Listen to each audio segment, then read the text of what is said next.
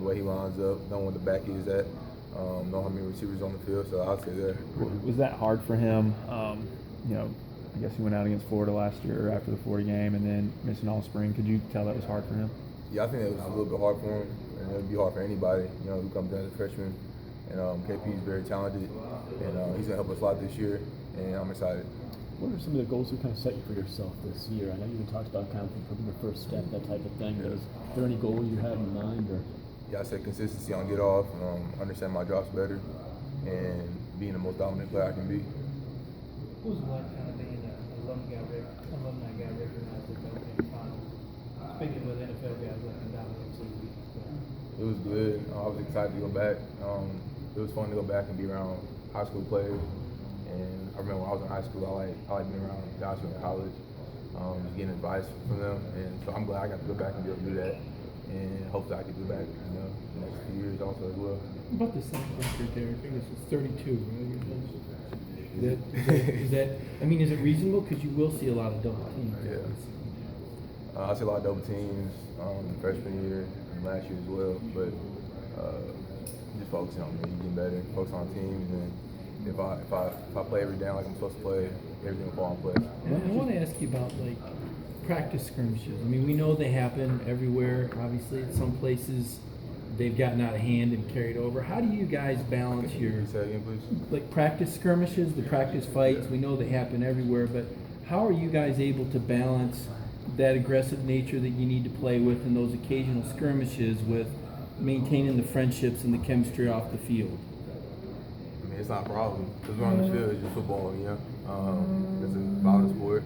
But when we're on the field, we're all one. Everybody says Tennessee, all for one. So when we get on the field, there's nothing else going on. Do you ever talk to guys about that? Because I know that Coach Shute was talking about how you and I think Kirkland, he said, we're kind of the enforcers, the guys that send the message to the team. What have been some of your messages in this preseason camp to the team? I just like to lead by example, and when I'm on the field, just work go hard. You're holding back. We know you're holding back. I'm not holding back. Derek, you've gone up, I'm assuming you've Brett Kendrick in camp, and now he's kind of taking over right tackle with Chance out. What have you seen from him? Brett's a good ball player. He has good hands, has a good punch. He picks up on a lot of my moves, so I have to try to switch up on him a lot. But I think Brett's a really good ball player. How ready do you feel like this team is? I think 10 or 9 days away. How ready do you feel like you guys are ready to play game? We're ready right now, I feel like. With that enforcer role that Tripp was talking about, when did you kind of start adopting that? Was that getting your sophomore year? Was it this year? Or when did you kind of start taking more of a leadership role, do you think?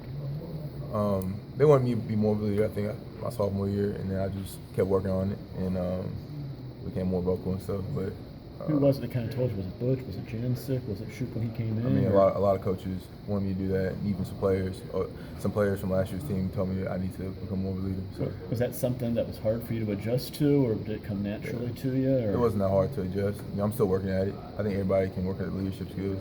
Everybody's a leader in some type of way. If you have a great year, you would nudge over Reggie White in the record books. But when you think of Reggie White, what comes to mind?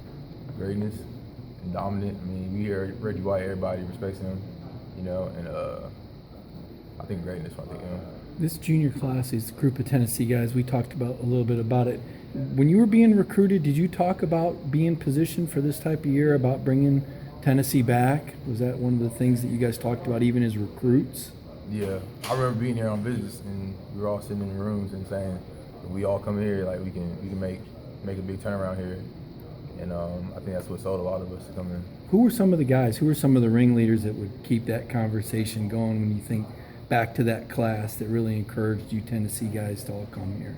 When I think back, I think of TK being one of the ringleaders because he's from Knoxville and his dad played here, so he's really one who comes to mind.